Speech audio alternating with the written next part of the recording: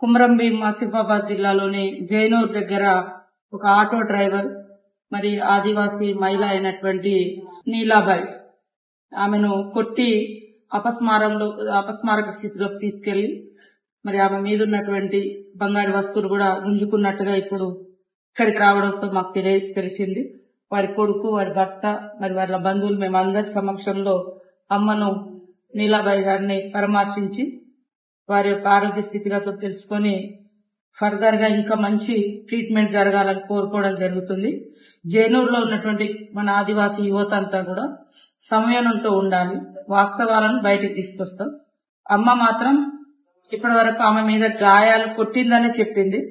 రేపు గాని ఇతర అనేది వాళ్ళ కొడుకు ముందటనే వాళ్ళ కొడుకే మరి మన గోండి భాషలో, కోయతూరు భాషలో అడిగితే అలాంటిది ఏం జరగలేదని ఇందరి మందిలో మాకు చెప్పింది. అయినా కూడా ఎస్పీ గారితో మాట్లాడి అట్లాంటి డౌట్స్ ఉంటే ఖచ్చితంగా డాక్టర్స్ కి, ఇక్కడికి గాంధీ హాస్పిటల్ డాక్టర్స్ కు వాళ్ళు గనుక ఈ డౌట్ ను క్లియర్ చేయమని చెప్పబోతే అది కూడా మనం టెస్ట్ చేసి నిజంగా ఆమె మీద అత్యాచారం జరుగుంటే ఇంకా కఠినమైనటువంటి శిక్షలు తప్పకుండా ఆ వ్యక్తులకు పడుతుంది. ఎవరైనా ఎంతటి వారైనా ఆడవాళ్ల మీద, అమాయకుల మీద లేదా ఇట్లాంటి అఘాయిత్యాలకు పాల్పడేటువంటి వారిని కఠినంగా శిక్షిస్తాం.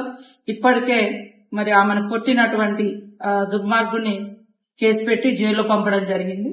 నిజంగా దీంట్లో కొట్టడం వరకే ఉందా, రేప్ కూడా జరిగిందా, అత్యాచారం కూడా చేసిరా అనేది ఇంకా స్పెసిఫిక్ గా కూడా మేము డాక్టర్లతో మరి ఇక్కడ టెస్టులు కూడా చేయిస్తాం.